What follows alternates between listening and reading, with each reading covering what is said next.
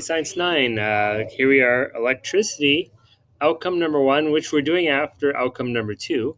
Topic 4, the energy connection. So energy is the ability to do work. There's all kinds of devices that can convert energy from one form to another. And so electricity and heat. Turns out if you could change electricity into heat, you should be able to change heat back into electricity. So electricity into heat, very easy. We need something with a lot of resistance. So like your stove or a hair dryer or a toaster or your baseboard, electric baseboard heater. And it's kind of cool. You can actually see the wire when it gets hot and it glows orange. So if you can change electricity into heat, you should be able to do the other way, change heat back into electricity. And the device that does this is called the thermocouple. Okay, it's called thermal because it uses heat, and couple means you join things together. And so basically, it's two different wires of different materials wrapped around each other. Okay, and so that means when you heat it up, the atoms will vibrate at different rates, and that means the electrons will move from the faster vibrating one to the slower one. If you want to even make a bigger difference, you put one side in ice, put the other side in heat, and you could actually generate more electric current. And the cool thing about this is if you flip it around, so hot becomes cold, cold becomes hot, the current actually switches direction as well. What are these used for? Well, you can hook up thousands of them to get together to make an electric generator with no moving parts. All you have is these two metals wound around each other, and they're wired up, and then you just put them underneath a burner, and it would work. The cool thing about this is no moving parts, so you could take it anywhere with you, and you would never really need to repair it. The unfortunate part is it's not very efficient. It doesn't make a lot of electricity.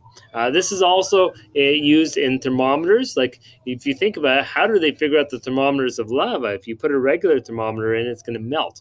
Well, these ones, two different metals, you choose the right metals and you calibrate it, and then the hotter it gets, the more electricity flows, and you can actually then figure out what the temperature is. And then finally, it's also you have these in your furnace.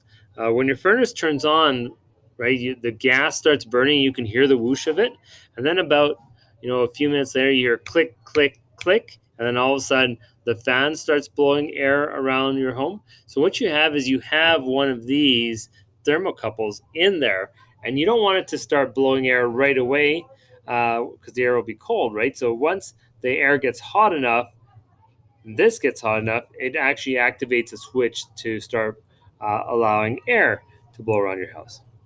And there's the thermoelectric generator I was talking about. It's a device based on a thermocouple that converts heat directly into electricity without any moving parts.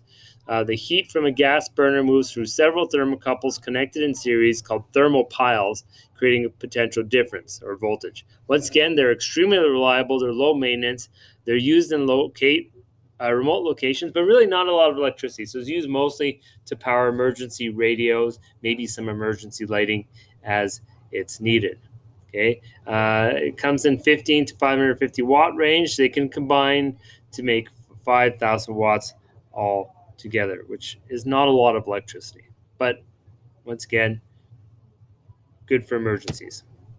Let's go into the next one. How to change electricity into motion. You could just use a motor, right? You put electricity in, motion comes out.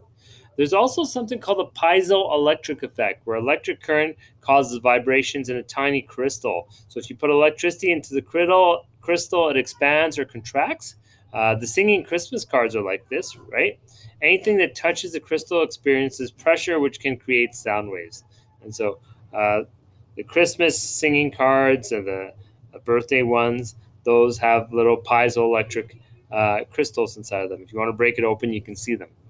If you can change electricity into motion, you should be able to change motion back into electricity. So you can use this in a generator, or you can also use piezoelectric effect the same way. So in this case, if you hit this crystal or bend it, right, it makes up a potential difference across the crystal, and it'll actually snap back and give off a spark.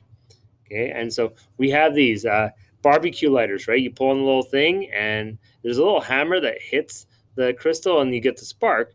for lighting your barbecue. Microphones like this, as you sing in a microphone, it goes ahead and it changes your sound wave, compresses the crystal, and then it sends off electric signal down the wire to the amplifier. Pressure sensors do the same sort of thing. Recording instruments also do this as well. The motion of the sound waves change into electricity.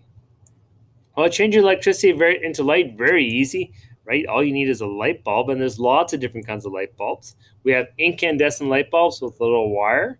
We also have, and so there's a resistor inside of there, and it heats up and it glows. We also have the fluorescent light bulbs where it gives off UV, and that causes it to glow. We have piezoelectric crystals. When you bang them together, they make light. We have LEDs, right? That's a biological liquid that if you put electricity in the right way, it will give off light. And those have been very instrumental in your phones. So you have your LED or liquid crystal display on your phones and portable computers and TVs. And here is a giant chart comparing all the different kinds of light forms. We are all moving right now towards LEDs. They're more energy efficient. So for the amount of electricity it takes to run one of these old incandescent light bulbs, if you look at the LEDs, which should be on here, there it is, it'll run for like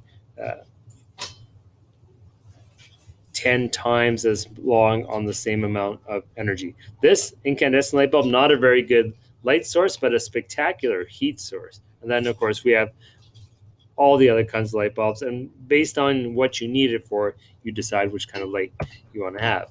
Now, if you could change electricity into light, you should be able to change light back into electricity. That's your solar cells, your photovoltaic cell. They're used to produce electricity from light. They are oh yes, we have them in our. We have them in some of these are in our watches as well. The changing electricity into light. They're also made of semiconducting materials like silicon. So this is back to the photovoltaic cell or the solar cell. When light hits a cell, the electrons jump up, and then they flow from top to bottom. So the metal contacts on top bottom draw the current. Now, what do we use photovoltaic cells for?